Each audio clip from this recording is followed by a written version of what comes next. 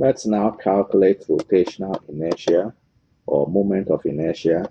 Rotational inertia or moment of inertia is a scalar quantity that is the rotational equivalent of mass. The unit is kilograms meters squared. We saw earlier when we calculated the rotational energy, KE rotational, that we can define the inertia I as follows. If you don't remember how we calculated rotational energy, you can go back to the video on rotational energy. So rotational inertia was defined as the sum from 1 to n r subscript I squared and subscript I. So if we think of this definition, we can use this to calculate the rotational inertia of a distributed object. So this would work for individual masses. And then we can say that for a distributed mass, we will need to take small mass elements, delta m, within the total within the distributed object. For a distributed mass, we will need to take small mass elements, delta m, within the mass. And when we do that, we have I to be equal to the sum as I goes from 1 to n, r subscript I squared, delta m.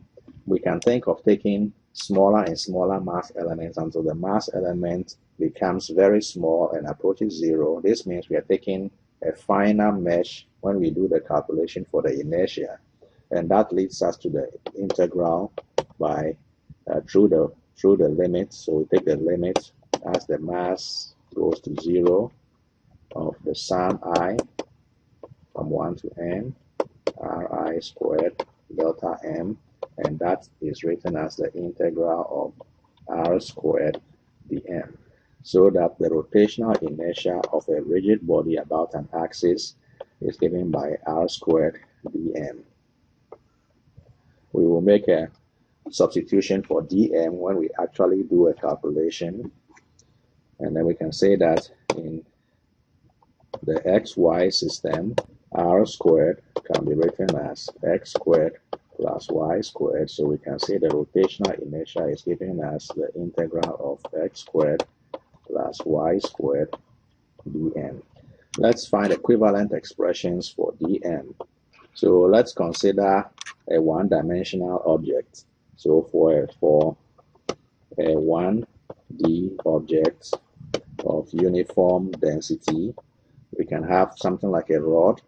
And if you imagine that that rod has an element dm of length dx, then we can say if density is rho given by mass per unit length, if the density of that rod is given by its mass per unit length L, then this density should be the same as dm dx.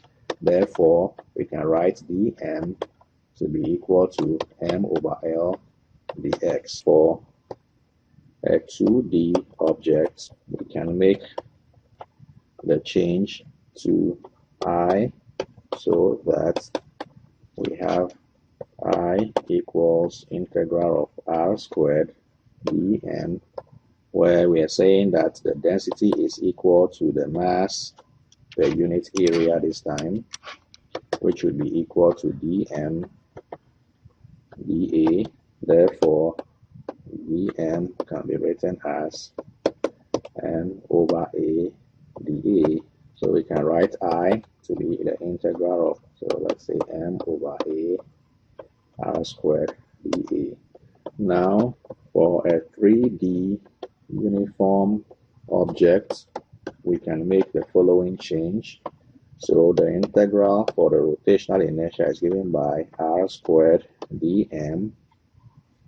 This time we say density is equal to mass per unit volume, which we shall write as dm over dv.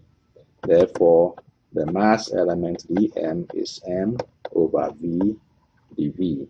So the integral can be written as m over v. We have r squared dv. So all that remains whenever we want to use this formula to calculate the rotational inertia of an object is to find the volume element area element or length element. So to use I to find rotational inertia, we need to know the elements dA, dm, or dA, dV, or for 1D objects, we use dx or dy. Let's find the rotational inertia of a rigid rod of length L and mass m about an axis through the center. So in this case, we draw our rod like that. The rod has length L, so that we have this element dx has a mass dm, and it's at a distance x from the axis. This is y, and this is x. So the rotational inertia is given by the integral of r squared dm. For uniform rod, density is mass per unit length, which is given by dm dx. Therefore, we can say dm is m over L dx. So the rotational inertia is given by the integral of r squared m over L dx, where we can replace r by x. So the rotational inertia can then be written as integral of x squared m over L dx, and we are integrating from minus L over 2 to L over 2. This is minus L over 2, and this will be L over 2. So the sum of those two give us the total distance L.